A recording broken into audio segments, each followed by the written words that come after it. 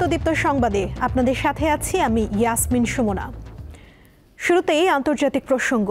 কাশ্মীর সীমান্তে ভারত ও পাকিস্তানি সেনাদের মধ্যে গোলাগুলির ঘটনা ঘটেছে। গত মঙ্গলবার পেহেলগাঁওয়ে সন্ত্রাসী হামলায় ২৬ জন নিহতের পর দুই দেশের মধ্যে চরম উত্তেজনা দেখা দেয়। এরপরই গোলাগুলির এই ঘটনা ঘটে। ভারতের বিভিন্ন গণমাধ্যমের খবরে বলা হয়, পাকিস্তানি সেনাবাহিনী প্রথমে ভারতের কয়েকটি চৌকি লক্ষ্য করে গুলি চালায়। জবাবে ভারতের সেনাবাহিনীও গুলি চালিয়েছে। তবে পাল্টাপাল্টি এই হামলায় হতাহতের কোনো তথ্য পাওয়া যায়নি। শেষ খবর পাওয়া পর্যন্ত দুই দেশের সেনারাই সতর্ক অবস্থানে রয়েছে।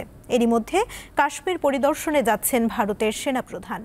এছাড়া পাকিস্তান ও ভারতের মধ্যে তৈরি হওয়া উত্তেজনাকর পরিস্থিতিতে দুই দেশকেই সর্বোচ্চ ধৈর্য ধরার আহ্বান জানিয়েছেন জাতিসংঘের মহাসচিব অ্যান্টনিও গুতেরেস।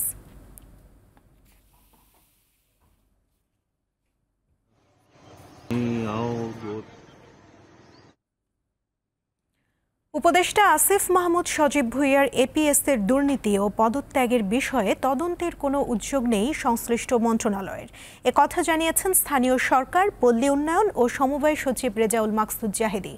তার মন্ত্রণালয়ের উপদেষ্টা সজীব ভুঁইয়ার পিতার ঠিকাদারি লাইসেন্স নেবার বিষয়টিও জানা নেই সচিবের। সকালে রাজধানীর ধানমন্ডির রবীন্দ্র সরোবরে মশা নিধন কার্যক্রমের উদ্বোধন শেষে সাংবাদিকদের একথা বলেন তিনি। আরও জানান, মশা নিধন ও পরিচ্ছন্নতায় ঢাকা দক্ষিণ সিটির 10টি এলাকায় 10টি বিশেষ অভিযান পরিচালনা করা হবে। উপদেষ্টা মহোদয়ের বাবাকে এরকম ঠিকাদারি লাইসেন্স দেওয়ার কারণে কি স্থানীয় সরকার মন্ত্রণালয়ের সম্মান ক্ষুণ্ণ হয়েছে কিনা এবং সেই নির্বাহী প্রকৌশলীর ব্যাপারে আপনি কোনো ব্যবস্থা নেবেন কিনা? এই বিষয়টি আমি সঠিক জানি না, তবে এটা জেনে আমরা প্রয়োজনীয় যে উদ্যোগ সেটা আমরা গ্রহণ করব। আরেকজন মন্ত্রী উপদেষ্টা মহোদয়ের এপিএস এর পদত্যাগের ব্যাপারে সামাজিক যোগাযোগ মাধ্যমে ব্যাপক অনিয়মের অভিযোগ উঠেছে। এই বিষয়ে মন্ত্রণালয়ের দায়িত্বপ্রাপ্ত সর্বোচ্চ কর্মকর্তা হিসেবে আপনি কি বলেন? এই ক্ষেত্রে অলরেডি আপনারা জানেন যে আমাদের যিনি কর্মরত ছিলেন তিনি স্বেচ্ছায় তার পদ থেকে চলে গিয়েছেন এবং সেটা মন্ত্রণালয় থেকে সেই চিঠি ইস্যু করা হয়েছে।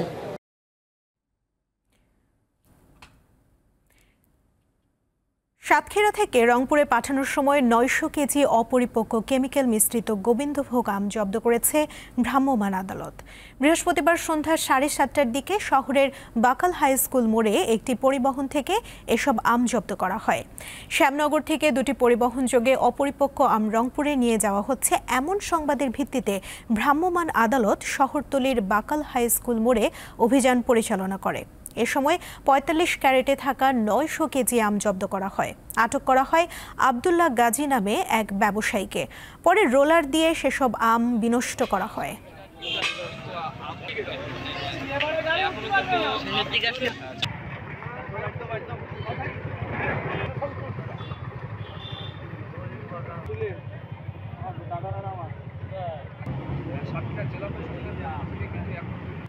অধিক লাভের আশায় কিন্তু এই আমগুলো পরিবহন করে। রাজধানীতে পেঁয়াজের দাম বেড়েই চলেছে। কেজি প্রতি বিক্রি হচ্ছে 60 টাকায়। চালের দামও চড়া। এছাড়া সবজির দাম নিয়ে ক্রেতাদের মধ্যে যে স্বস্তি ছিল তা কেটে গেছে। অধিকাংশ সবজির দামই 80 টাকার উপরে। বিনা উস্কানিতে বাজারে ঝাঁজ ছড়াচ্ছে পেঁয়াজ। বর্ষার বৃষ্টি নেই, উৎপাদনে ঘাটতি নেই, তবুও খোঁড়া অজুহাতে বাড়ছে পেঁয়াজের দাম।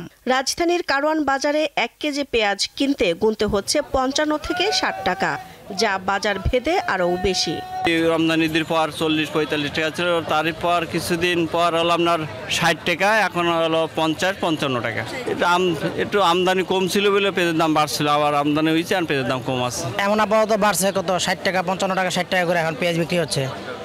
তো ক্রেতা সাধারণ মানুষের আমাদের একটু কষ্ট হয়, কারণ আমরা দিন দেখা গেছে এবারে যে আমরা মিডিয়াম লেভেলের মানুষ, আমরা আসলে না কিনেও থাকতে পারি না, আবার কিনতে গেলেও আমাদের কষ্ট হয়ে যায়। সবজি নিয়ে গণমাধ্যমের কাছে ক্রেতার ভালো প্রতিক্রিয়া দেওয়ার দিন শেষ। প্রায় প্রতিটি সবজির দাম 80 টাকার ঘরে, তাই মন ভালো নেই নিম্ন ও মধ্যবিত্তের। পটল বিক্রি করতেছি 60 টাকা, ভেন্ডি 50 টাকা, বটবটি 70 টাকা, টমেটো বেশি 30 টাকা, শসার কেজি 60 টাকা। অন্যান্য দিন কম্পারেটিভলি শুক্রবারটা শনিবারটা দেখা যায় অনেক মানুষ আসে, সেক্ষেত্রে দাম একটু বেশি নেয় ওরা। সরকারকে উদ্দেশ্য করে বলতেছি, সরকার যদি এই আমাদের যারা নিম্নবিত্ত মধ্যবিত্ত লোক আছে তাদের যদি না দেখে তাহলে তো সমস্যা। চুলায় চাল চড়াতে খরচ সবচেয়ে বেশি। এই চড়া দাম চলছে দীর্ঘদিন ধরেই। বাজার ঘুরে দেখা যায় একটু সরু চালের ভাত খেতে হলে অন্তত 80 টাকা খরচ করতে হবে। যে মিনিকেট চাল ছিল আপনার 70 টাকা, এখন 90 টাকা। যে আটার চাল ছিল 55, এখন 65 টাকা। যে নাদির চাল ছিল 70-72 টাকা, এখন 90 থেকে 95 টাকা। সরবরাহ ভালো আছে, দাম বেশি। তেলের দাম লিটার প্রতি 14 টাকা বাড়ানোর পর থেকে সরবরাহ প্রায় স্বাভাবিক। দিলশা দানি, দীপ্ত সংবাদ, ঢাকা। মৌসুমের শুরুতেই খরার কবলে হবিগঞ্জের অন্তত 24টি চা বাগান। সময় মতো বৃষ্টি না হওয়ায় আশঙ্কাজনক হারে কমেছে চা পাতার উৎপাদন, ফলে লোকসানের শঙ্কা করছে বাগান কর্তৃপক্ষ।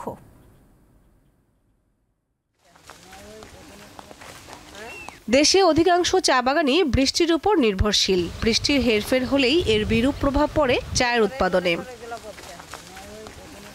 চা উৎপাদনের ভরা মৌসুম ধরা হয় জুন থেকে নভেম্বর পর্যন্ত। তার আগে বর্তমানে চা বাগান জুড়ে গাছে গাছে নতুন কুড়ি আসতে শুরু করেছে, কিন্তু সাম্প্রতিক অনাবৃষ্টিতে ঝলসে যাচ্ছে পাতা। ফলে মৌসুমের শুরুতেই দেখা দিয়েছে উৎপাদন নিয়ে শঙ্কা। তাপমাত্রা বেশির কারণে আমরা এবার পাতি অনেক কম 2 কেজি 1 কেজি 3 কেজির উপরে আর আমরা উঠাইতে পারতেছি।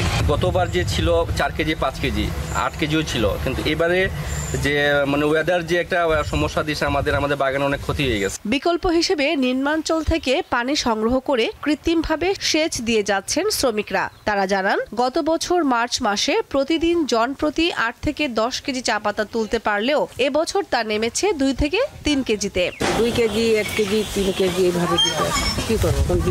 অনাবৃষ্টির কারণে চা উৎপাদন ব্যাহত হচ্ছে বলে জানান বাগান মালিকরা। বৃষ্টি না হওয়ার কারণে প্রায় 30 থেকে 25 থেকে 30% ছাড়া প্রায় বান্ড হয়ে যাচ্ছে। তো এখন এটা ক্ষতি পুষে ওঠা, বৃষ্টি না হলে এটা কিন্তু আরো বাড়বে। জরির পর থেকে আমাদের এদিকে কোনো বৃষ্টি নেই এই লাস্ট 6 মান্থ, যার কারণে প্রচণ্ড খরা, গাছ মরে যাচ্ছে, প্রোডাকশনও আপনার গত বছর চেয়ে কম। গেল বছর খরা ও শ্রমিক অসন্তোষ সহ নানা কারণে লক্ষ্যমাত্রার চেয়ে 27 লাখ কেজি চা পাতা উৎপাদন কম হয়েছে। আর এ বছর অনাবৃষ্টির কারণে ক্ষতির পরিমাণ আরও বাড়তে পারে বলে মনে করছেন সংশ্লিষ্টরা। দীপ্ত, বার্তাকক্ষ। ঢাকার ধামরাইয়ে মোহাম্মদ আলী নামে এক অটোরিকশা চালককে হত্যার ঘটনায় 2 জনকে গ্রেফতার করেছে পুলিশ। এ সময় জব্দ করা হয়েছে হত্যার কাজে ব্যবহৃত ধারালো ছুরি।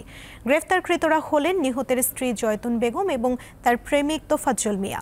পুলিশ জানায়, গত 20 এপ্রিল বিকেলে ধামরাই উপজেলা পরিষদের নির্মাণাধীন ভবনের 4র্থ তলা থেকে মোহাম্মদ আলীর মরদেহ উদ্ধার করা হয়। এ ঘটনায় পুলিশ তদন্তে নেমে প্রথমে তোফাজ্জল মিয়াকে গ্রেফতার করে। পরে তার দেয়া স্বীকারোক্তিতে গ্রেফতার করা হয় নিহতের স্ত্রী জয়তুন বেগমকে। গ্রেফতারকৃতদের আদালতে পাঠানো হয়েছে।